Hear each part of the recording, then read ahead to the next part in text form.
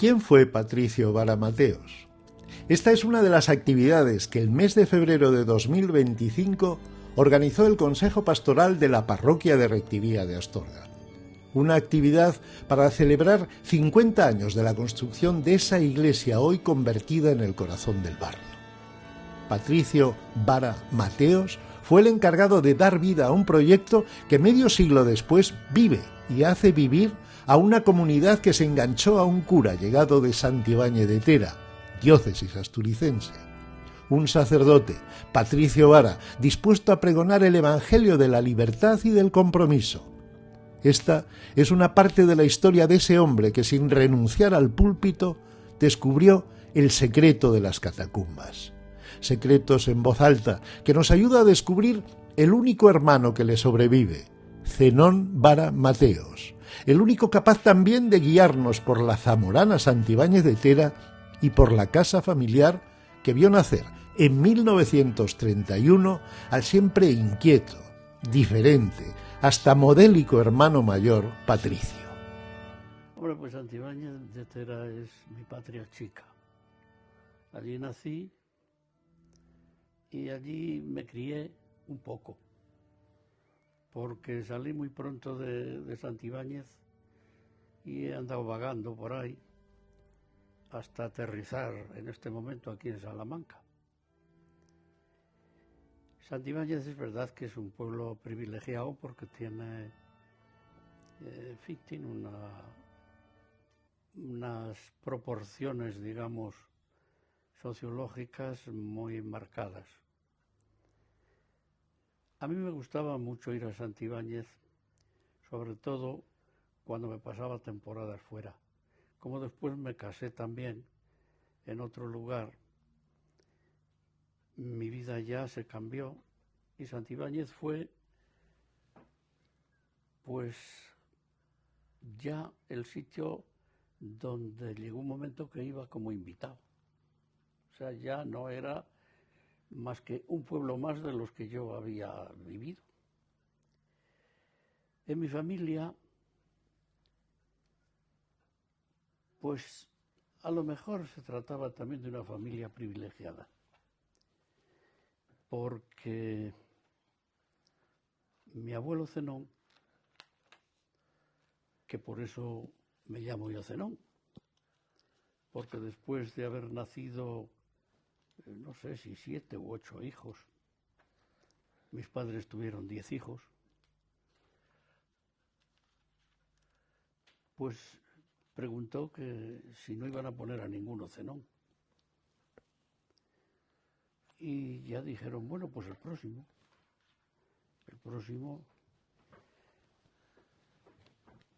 Parece ser que el próximo fui yo y fue el que me tocó la china. La verdad es que como el nombre no es muy corriente, pues me ha servido para todo, incluso para despistar algunas veces y decir, no, hombre, no, que yo no me llamo así, que eso es un mote que me han puesto. En el fondo, uno se hace a todo y claro, pues cuando te llamas Zenón como si te llamaras Pepe, lo ves tan natural. Y sobre todo, pues cuando naces ya con la mochila puesta y lo llevas sin darte cuenta. Vamos ahí a esa parte de la familia que es lo que me interesa. No es una familia cualquiera y evidentemente entre Patricio y Rosalía hubo más que palabras, me imagino, porque como usted dice, hubo 10 hijos. Sí. ¿Cómo eran sus papás? ¿Cómo era Patricio y cómo era Rosalía? Bueno, pues yo nací casi cuando mis padres deberían de ser abuelos, porque, bueno, pues yo nací en el año 38 y en el año 38 ya habían tenido 7 u 8 hijos. La verdad es que era una familia en aspecto muy normal. Lo que pasa es que el renombre que traían de atrás pues arrastraba un poco también la popularidad, incluso no solo en el mismo pueblo, que era muy fácil porque en un pueblo pequeño la popularidad la tenemos todos, pero incluso en los pueblos del Alfoz, en los pueblos de alrededor. El haber tenido un comercio en aquella época, pues era un signo de, digamos, de categoría, para una categoría que se alzaba un poco sobre la línea general de la sociedad. En un pueblo de los de aquella época, el 98% de la gente pues se dedicaba a la agricultura. Mis padres también. Y entonces, entre unas cosas y otras, pues siempre había gente en casa porque se necesitaba tanto para una cosa como para otra. Y en aquella época en la que todavía no había aparecido la mecanización del campo y de la industria, pues todo se resolvía con mano de obra.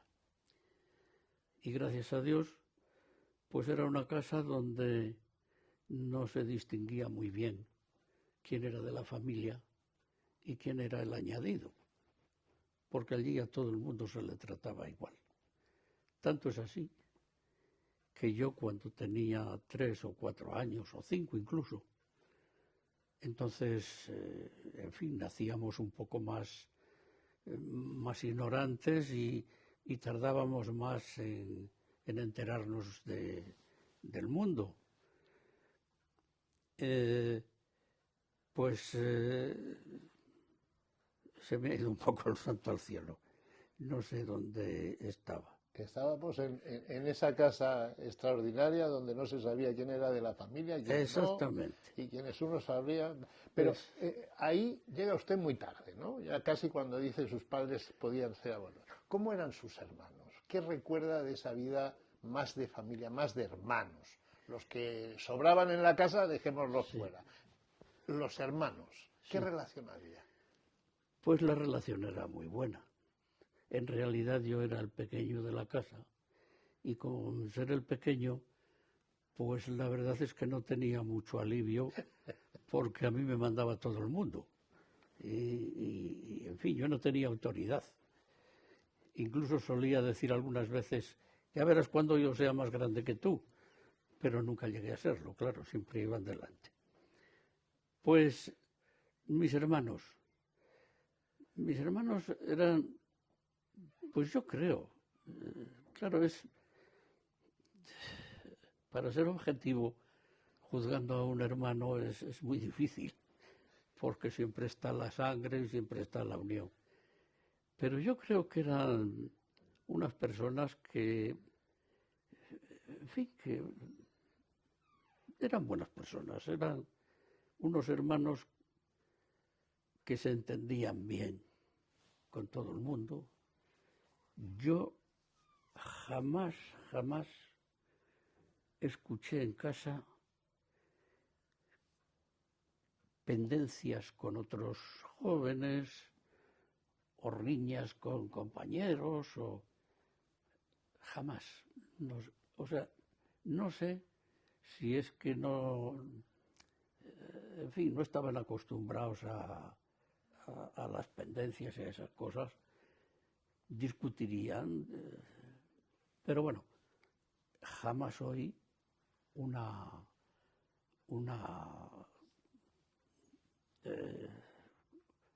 versión sobre esas cosas.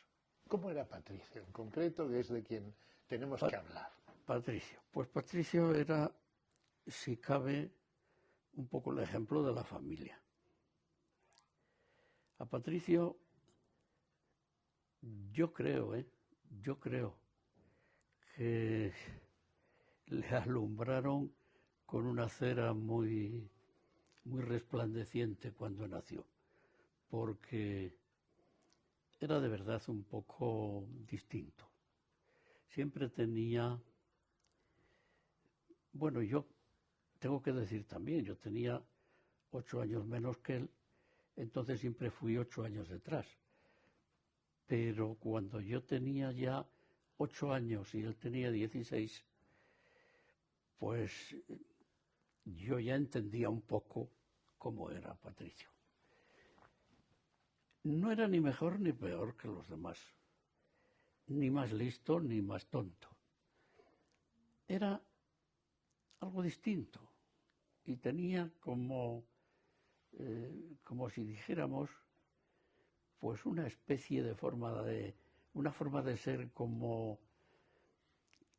aquel que pasa desapercibido, pero va dejando chinitas por el camino, vamos, que no sé por qué llegaba a casa gente y hablaba con todos y se quedó, pero siempre se quedaba con Patricio. Patricio le daba conversación, tenía, cuando yo ya empecé a distinguir un poco, ya él llevaba en el seminario unos años, y claro, lo que conozco de su niñez, pues, que es muy poco, lo conozco de haber oído frases y cosas, ¿no? Hay una anécdota que voy a añadir porque era muy repetida en casa. Cuando él debería de tener pocos años, pues lo hicieron monaguillo. Le gustaba mucho, iba todos los días a misa, aunque fuera en invierno y hiciera frío. Él era muy, muy aficionado. Y entonces, pues había un sacristán que se llamaba Cayetano, que era el que le ayudaba al sacerdote, lo mismo en las misas, que en los entierros, que en los enlaces matrimoniales, que, en fin, era el sacristán y digamos, la mano derecha del cura. Pues él quería estudiar para Cayetano. Cuando le preguntaban, ¿tú qué quieres ser de mayor? Hice yo como Cayetano. Pues esa fue la primera, creo yo, el primer toque de su vocación, y de ahí hasta el final. Ya siguió hasta que se ordenó de sacerdote. A él le tocó una época, sinceramente, pues claro, mucho más. La infancia de él fue la posguerra y la guerra, claro. Aunque en mi familia no hubo, gracias a Dios, que lamentar, ni problemas de gente en el combate y tal, pero bueno, sufrió las consecuencias. Incluso mi abuelo Zenón, que, bueno, pues antes de la guerra tenían una posición bastante considerable. Vino la guerra y, claro, con la guerra vinieron los problemas de abastecimientos y cosas para el comercio. Y mi abuelo, que debería de tener una conciencia muy, muy cimentada, pues ese hasta el último momento despachó todo lo que tenía. Quedó el comercio a cero.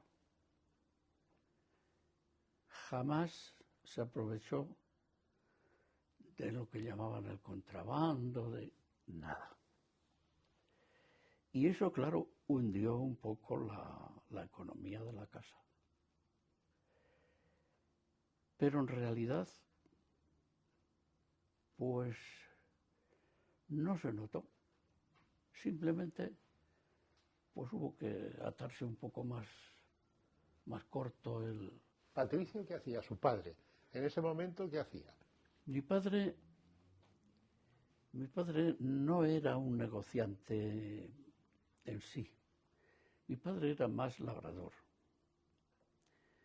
Pero claro, al casarse con mi madre, que era hija del tío comerciante, que así lo llamaban, Antonio el comerciante era mi bisabuelo. Bueno, pues mi madre era hija de ese Antonio el comerciante, que era el negociante.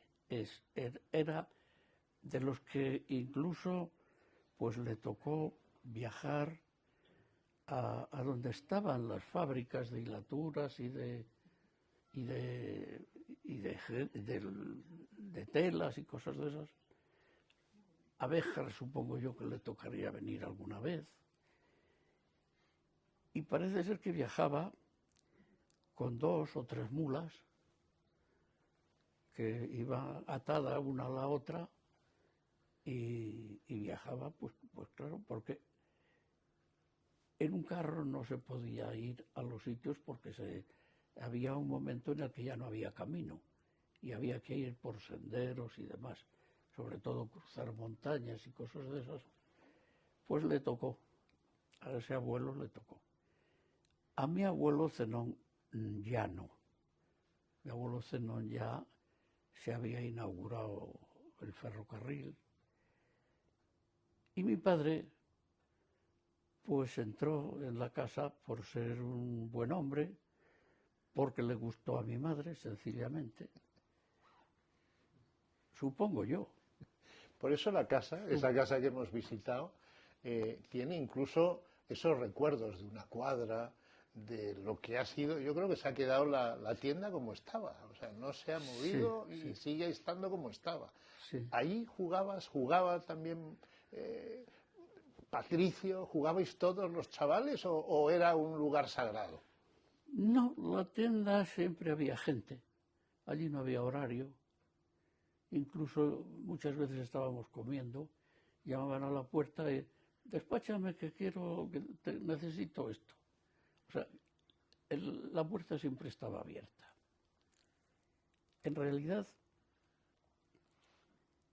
en el comercio, pues, no sé, jugar, lo que se dice jugar, no. Pero a unos le llamaban más que a otros el estar allí cuando despachaban y tal, o el estar pendiente de que te mandaran, tráeme un papel de allí, tráeme una caja del otro lado, para embalar algún producto o alguna cosa. Jugar. Patricio, pues claro, yo ya no lo conocía a esa edad. Pero sí puedo decir que en el verano allí en casa, allí trabajaba todo el mundo. Unos en una cosa, otros en otra. A lo mejor a comer nos juntábamos 14 o 15, pero es que todos eran necesarios, ¿sabe? Y cuando yo tenía pues 8 o 10 o 12 años, pues ya iba a trillar. A lo mejor trillar solo no, pero me gustaba ir en el trillo con mi padre, con mi hermano. Patricio en la era estaba poco tiempo. Casi siempre le tocaba ir a regar al regadío. Era más encargado de eso. Pero trabajaba como los demás. Y no solo trabajaba como los demás, es que trabajaba con verdadera, así como para ganarse lo que gastaba el resto del año. O sea, en este aspecto era muy responsable, muy cumplidor, esto se le notaba. Es una cosa que aprecié en él desde muy joven. Incluso es algo que a mí me tocó también recibir, porque alguna reprimenda me echaban y él era uno de los que más me ponía en orden. De los que mandaba. Sí. Y no era el mayor, ¿no? No, no, pero en el sentido este de la responsabilidad para el trabajo, para eso era él especial. O sea, él no tenían que mandarle porque ya sabía lo que tenía que hacer. Hay una persona en el mundo de Patricio que incluso va por delante de Zenón. Es María, pero le llamáis, no sé cómo le llamaríais en la familia, nosotros Maruca. le llamábamos en Astorga Maruja, pero esta mañana me he enterado que era Maruca. Maruca. ¿Siempre fue algo especial la relación entre Patricio y Maruca? Pues no necesariamente. No. Lo que pasa es que Maruca, de muy joven, tuvo un problema de salud que pues yo no me enteré muy bien, porque yo debería de tener 11, 12 años o menos, tal vez. Y en ese problema de salud, pues ella, en fin, sufrió bastante y tal. Y claro, pues era un poco la persona débil de la familia. Y en ese aspecto, pues la queríamos todos, porque es que además Maruca era muy cariñosa. Y bueno, yo siempre estaba envuelto un poco con las amigas de Maruca, porque iban a jugar allí a casa. Y yo qué sé, las que se juntaban. Y claro, a mí me tenían pues un poco de todo. Si había que ser padre, pues yo era el padre. Si había que ser el hermano, era el hermano. Si había que conducir, conducía yo. O sea, yo era el hombre y era el más pequeño de todos, porque Maruca me lleva a mí 4 años o 5. Pues Maruca, en fin, no sé por qué, pero después de tener pretendientes y cosas de esas, pues no llegó a casarse. El por qué, pues eso yo no lo sé. No sé si porque la enfermedad que había tenido podía influir en... No lo sé. En eso no puedo ni siquiera opinar. Lo que sí sé es que cuando Patricio necesitó a alguien que se fuera con él, pues ella se fue con él. Tampoco sé si la obligaron, tampoco sé si lo eligió ella, tampoco sé si fue al principio de una manera, digamos, o sea, para poco tiempo, no me acuerdo ahora de la palabra. O fue ya definitivo, no lo sé. Lo que sí sé es que, bueno, pues en esa simbiosis que tenían ellos dos, hasta los niños pequeños, yo no sé qué niño fue el que dijo, creo que fue uno de los míos, que estaba hablando la mujer de tío Jesús es tía Adelina, la mujer de tío Agustina es tía Tomasa, la mujer de tío Patricio, tía Maruca. O sea, la consideraban, pues nada, pues la mujer de Patricio. Y esto, claro, para un niño que solo ve y lo que ve es lo que siente y lo que presume, pues eso es algo, es un detalle que dice cómo se entendían entre ellos. ¿Cómo se vivía, Zenón, ese principio, esa...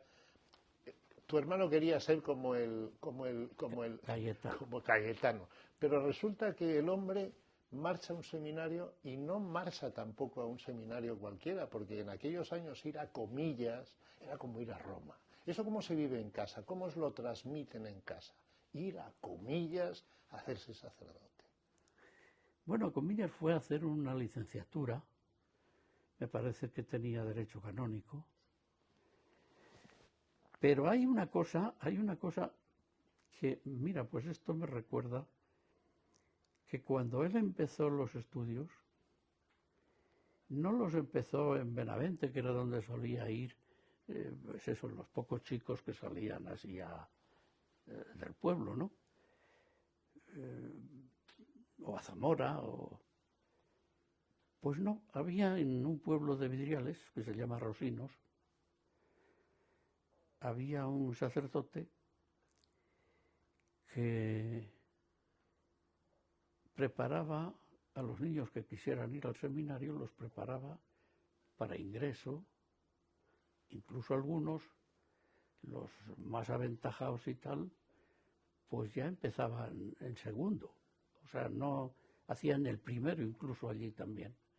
Era como una escuela preparatoria la que tenía este sacerdote, que yo no la conocí, pero sí recuerdo, esto es una imagen así muy entre telarañas, ¿no? De cuando llegaba Patricio de vacaciones,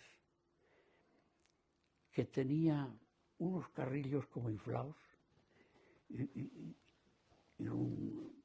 unos colores, una vitalidad. Y decía nadie en casa, dice, estas son las patatas con bacalao que le hace la señora, no sé cómo se llamaba, que era el ama del cura. Y claro, en aquella época, pues si tenían allí, no sé los que serían, pero pues a lo mejor 5, 6, 10, no lo sé. Pero para una señora que era ya mayor, que además, bueno, pues no sé cómo se apañaría, no sé cómo viviría. Esto sería, pues claro, hay que trasladarse a aquella época y hay que ponerse, pues, en aquellas casas sacerdotales que había, que tenían, pues, yo por lo menos las que he conocido, pues tenían un aspecto así como de convento o un símil o una cosa parecida. Lo cierto es que jamás estuvo enfermo, jamás tuvo unas anginas, jamás venía, ya te digo, más sano que... ¿Cómo se vivían los éxitos de Patricio en casa? Éxitos entre comillas, o sea, eso de que llegara al seminario, que fuera profesor, que todo eso se vivía en casa como si estuviese presente o se daba por... es normal, Patricio ese es su camino. Sí, no, normal, de una forma normal. Eso probablemente no era más que, pues eso, algo que él tampoco le daba demasiada importancia. O sea que, de hecho, en las vacaciones, yo recuerdo, siempre viéndolo rodeado de gente joven, a él le gustaba mucho la juventud. Y siempre andaba con gente joven. Lo mismo chicos que chicas, siempre. Y recuerdo que tenía las poesías de Gabriel y Galán, que después pues las leía yo también, y él declamaba muy bien. Y entonces la gente se quedaba embebida. Yo recuerdo de andar por allí alrededor porque se ponían en corro. A lo mejor iban de paseo hasta el río, que era muy normal en aquella época, los domingos y los días de fiesta, pues el paseo era o hacia el monte, pero esto ya era en la época del año más fría, y al río la época ya de primavera en adelante. Bueno, pues el verano pues era el río. Y se sentaban allí a la sombra de un árbol, y claro, se sentaban 2 o 3 con él.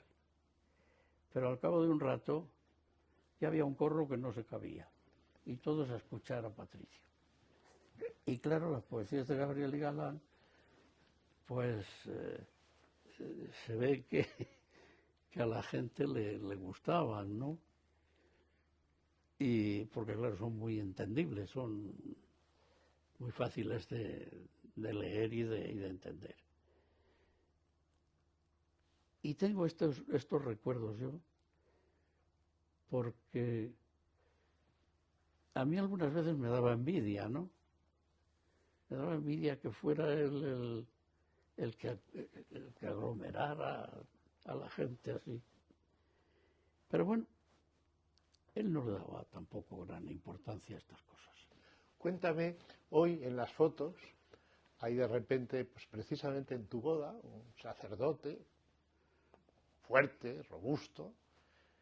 Claro, yo ese para mí no es Patricio, es un antes y un después, una operación que le cambia la imagen. ¿Eso lo sentisteis, lo notasteis? ¿Cómo fue esa operación? ¿Cómo fue ese cambio de imagen? Es el mismo Patricio, me imagino, en el corazón, pero físicamente distinto. Eso fue una tragedia en la familia. Pues mira, él se quejaba de una úlcera, o sea, se quejaba del estómago. Fue la época en que él empezó a construir la parroquia de Rectivía, el templo, vamos. Yo no sé, ya la iglesia estaba ya bastante avanzada, pero bueno, él estaba, la verdad es que estaba entregado de cuerpo y alma en aquello, y claro, a mí me cogió ya en otra situación, un poco más lejos. Lo viví casi más en el interior, en el sentimiento, pero después me tocó vivirlo directamente en Madrid, en la Mutual del Clero, donde estuvo hospitalizado y donde creímos que no saldría, porque, ya digo, él se fue a operar de una úlcera que normalmente pues era una operación de la que se salía sin problemas y tal. Pero, pues una mala intervención, un despiste del cirujano, bueno, la mala suerte, llamémosle lo que sea. Lo cierto es que estuvo allí 2 meses o 3 meses, y si no es porque ya nos movilizamos todos, pues no hubiera salido de allí vivo. ¿Por qué? Pues porque se ve que los médicos se dieron cuenta de que habían metido la pata y querían taparlo de la mejor manera posible. Nos hicieron creer que tenía un tumor en el hígado. No voy a referir toda la historia, voy a intentar de resumirla. Y claro, cuando nosotros decíamos a la gente que preguntaba por Patricio en todos los sitios y además masivamente, porque a mí me tocó estar días en la centralita que tenían allí del teléfono, que era para nosotros solos, porque llamaban todos los días 50 o 60 o 70 personas a preguntar por Patricio. Y si no es porque en una visita que nos hizo un chico que fue alumno de él en las Ermitas, en el Seminario Menor de las Ermitas, que después fue médico, y cuando fue a verlo, vivía allá en Madrid y trabajaba en la clínica de Puerta de Hierro, cuando fue a verlo, y dice: don Patricio, ¿qué pasa? Y claro, lo estaba pasando muy mal. Tenía una infección enorme, lo habían abierto, lo habían vuelto a cerrar sin hacerle nada. Digo: ¿y quién ha dicho que usted tiene cáncer? Y Patricio se quedó así un poco sorprendido. Dijo: ah, pero tengo cáncer. Que no, hombre, que no. Eso es lo que quieren decir estos de aquí, esta gente de aquí. Esto hay que sacarle de aquí, ¿eh? Hay que sacarle de aquí. Déjalo. No. Hay que sacarle de aquí. Hoy mismo voy a empezar a preparar para llevarle a usted a Puerta de Hierro. Entonces, Rafael, por un lado, el arzobispo de Toledo, que era entonces Marcelo. Exactamente, el doctor Marcelo, se pusieron en marcha y fueron los que ya le dijeron a los médicos. Bueno, en realidad fue el obispo de Astorga, que era Briva Miravén, el que estaba entonces. Yo fui desde Santibáñez a Astorga con él, con el doctor Briva Miravén. Y fue el que dio la cara en la clínica, allí en la Mutual del Clero. Fue el que se enfrentó a los médicos, tanto al cirujano como al internista, como al ayudante de cirugía, y le dijo: a las 6 nos los llevamos. Porque ellos le empezaron a explicar la historia y tal. Y a las 6 nos los llevamos. Y es que, mire usted, es que... Y allá a los 10 minutos o un cuarto de hora, a las 6, ni un minuto más, tengan todo preparado para las 6. Y así, los otros defendiendo su tesis por un lado, y el obispo no decía más que esto. A las 6. Y ya está. Se dio media vuelta, allí los dejó en medio de la habitación, y efectivamente, a las 6 fue un taxi. No quisieron ni ambulancia ni nada porque lo llevaron para Puerta de Hierro y en Puerta de Hierro solucionaron el problema. Tuvo que estar otro mes más o casi un mes, pero bueno, salió con el problema resuelto, con muchos cabos sueltos y sobre todo, pues claro, con una debilidad enorme, porque se había quedado, si entró pesando 80 kilos, pues salió pesando 40. O sea, no era más que hueso y piel. Se fue a Santibáñez a reponerse y, en fin, entre el ambiente, la gente del pueblo y las ganas que le ponía él, pues salió a flote.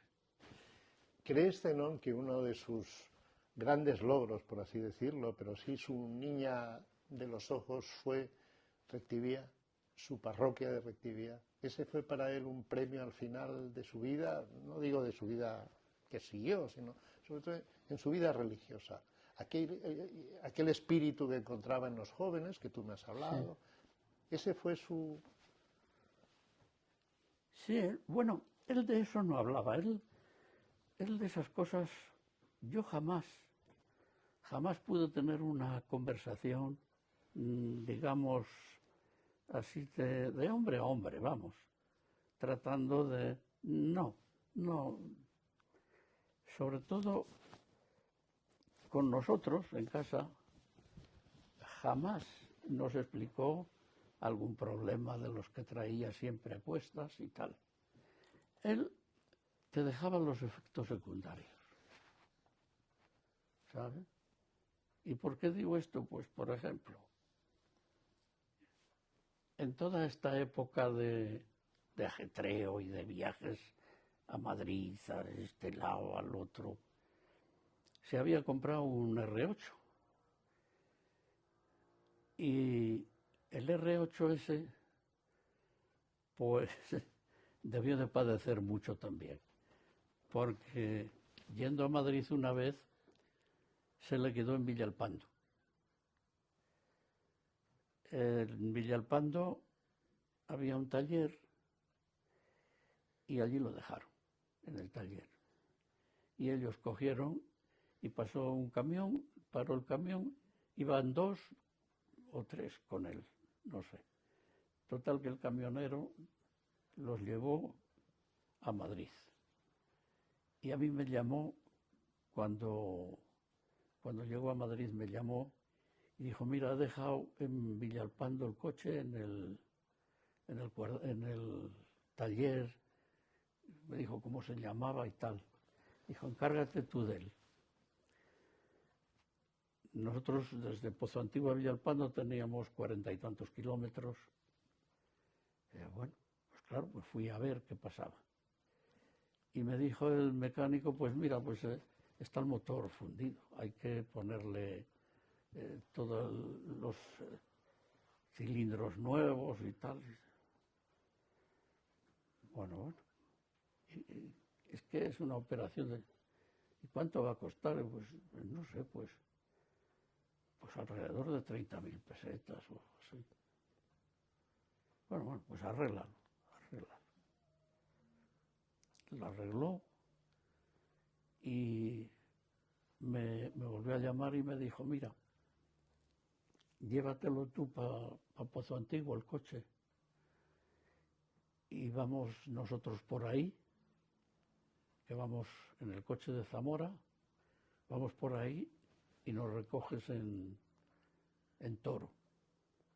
Y así fue. Llevé el coche para Pozo Antiguo, ellos se fueron por allí.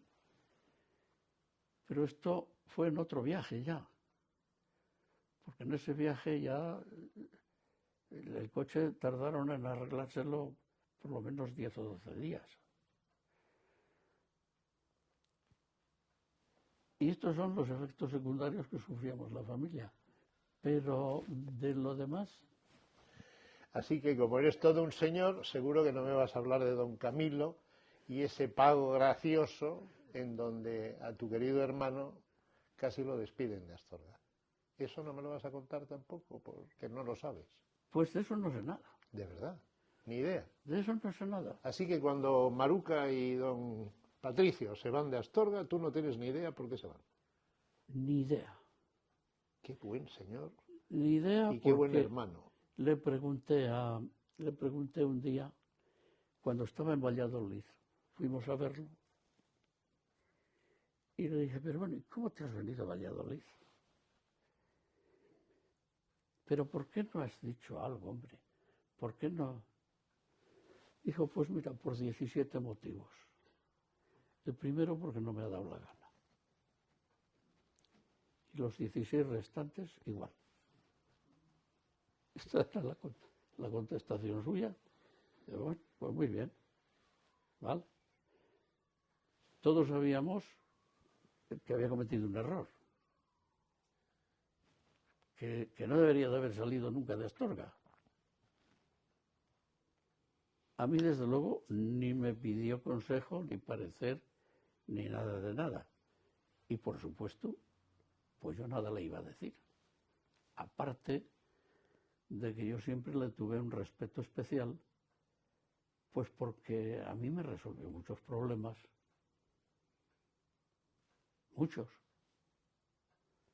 Es decir, que yo también le di algún dolor de cabeza. Dolor de cabeza. Y sin embargo, pues a mí nunca me... Vamos. ¿Sí al menos compartió el regreso a Astorga con Maruca o tampoco te dijo por qué vuelvo ahora a Astorga? Pues tampoco. Porque me da la gana. Tampoco. Maruca, yo se lo pregunté a Maruca y dijo, ¿te ha dicho algo él? Y digo, a mí no. Y dice, pues a mí tampoco. Pero bueno, pues tú dirás. Cuéntame, ya acabamos, ya no te robo más tiempo.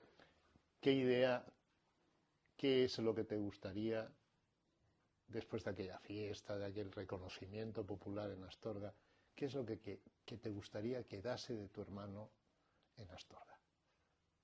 ¿Qué recuerdo, qué idea, qué mensaje darías tú hoy a los astorganos que conocieron, a los que no van a conocer? Pues yo, sinceramente, yo le diría que la parroquia de Restivía pues tuvo mucha suerte, porque tuvo una persona entregada totalmente, tuvo una persona que se dedicó de lleno, no a enseñarle el catecismo simplemente, a vivir, a depender de sí mismos. Yo creo que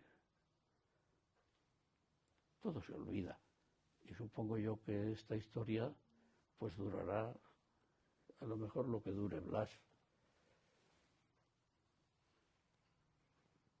En fin, yo me siento muy honrado simplemente por ser su hermano, porque sé que Patricio era una persona muy íntegra, muy justa, que tenía un montón de defectos, porque si no, no hubiera sido humano, que tenía muchos problemas y se los tragaba todos él solo, y que a la hora de la verdad, pues jamás exigió a nadie ni un complemento, ni una... nada. Lo único, eso sí, tenía mucha habilidad para embarcarte y meterte en un compromiso y apáñatelas como puedas. O sea, esa era una habilidad que él tenía de complicarte en las cosas, ¿no? ¿Pero por qué? Pues yo pienso, no es que a mí me lo dijera ni mucho menos, pero es que yo pienso que cuando a ti te hacen responsable de una cosa, puede ser por dos motivos. Primero, porque el que te hace responsable sabe que puedes sacarlo a flote. Y segundo, porque si no te mete en ese compromiso, no vas a hacer nada. Entonces, si quieres hacer algo, tiene que ser así. Y supongo que era una manera que él tenía de enseñar, una forma didáctica aparte de los emprendimientos y todo, porque la verdad es esa, él siempre tenía algo en la cabeza para poner en marcha. Recuerdo que un solar que tenemos allí en el pueblo, pues a la orilla del pueblo, ya un poco más en el campo casi, pues dijo, Este lo vamos a reservar para hacer una casa aquí cada uno de los hermanos. Tú sabes lo que dices. Digo, ¿qué me vas a mí hacer una casa aquí si no vivo aquí?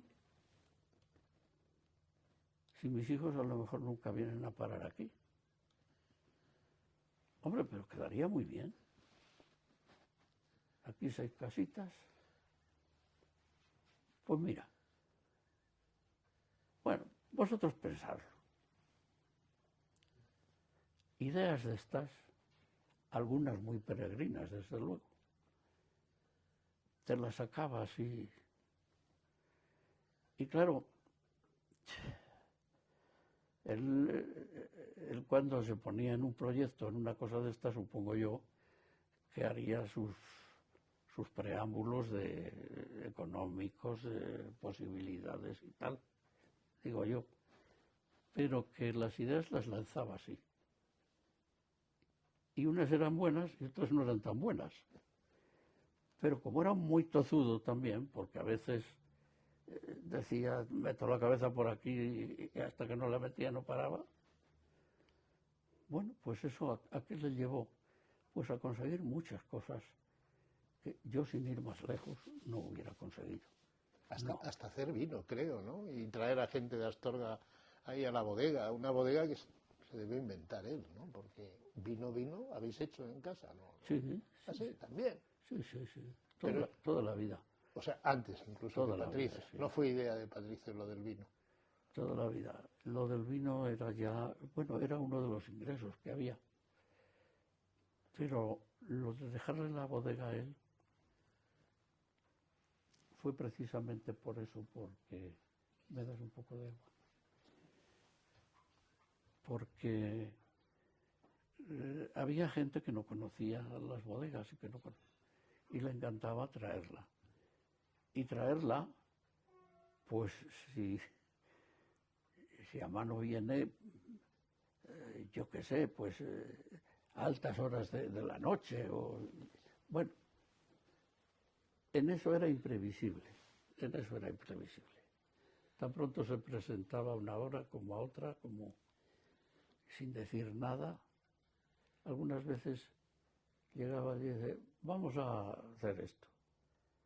Y mis tías, que cuando ya uno es mayor todo le da miedo y tal, dice, pero qué quieres, no os preocupéis, nosotros. Y claro, ellas se quedaban en ascuas porque siempre, además ellas eran también muy de cobijar a la gente y de... Era vez nocturna, ¿no? Que estamos ahora ya un poco en desorden, pero Patricio era más de la noche que del día, ¿no? Le gustaba más trasnochar que madrugar. Posiblemente, sí. Posiblemente. Él no es que no le gustara madrugar. Si había que madrugar, se madrugaba. Pero en eso era un poco herencia de familia. Hasta tal extremo que yo recuerdo haber oído protestar a algún obrero que iba, que a lo mejor cenábamos a las 12 de la noche. Una casa donde, ya te digo, siempre estaba llena de gente. Pues, no sé, por ambas o por Cambas, a las 12 de la noche. Y algunos decían, mira, dame de merendar un queso tocino, lo que tengas, que muchos obreros iban porque sabían que allí se comía bien y ya renunciaban hasta eso porque sabían que al día siguiente tenían que madrugar y las 12 de la noche para cenar no es la mejor hora. Bueno, pues eso un poco lo llevamos todos en la sangre, porque a mí me pasa igual. Yo soy más de trasnochar que de madrugar. Es decir, estoy más inspirado por la noche que por la mañana. No sé cómo explicarme, pero vamos. Yo recuerdo que hace no mucho tiempo. En una clínica dijeron, ¿a qué hora te ponemos la consulta? Digo, tarde porque yo hasta las 10 de la mañana no resucito. O sea que de ahí para adelante. O sea que es algo que llevábamos en la sangre. Y él podía, pero vamos, tampoco tenía problema en madrugar o lo que fuera. Tal vez fuera eso, que estaba más inspirado por la noche, o no sé, no lo sé. Zenón, ha sido un placer. Gracias por vivir, gracias por contárnoslo. Bueno, pues gracias a vosotros. Agradezco mucho este detalle y espero que no sea un gran ejemplo ni un gran... Pero sí me gustaría que fuera una especie como de declaración a ciertas cosas que tenía mi hermano que algunas veces no eran muy comprendidas.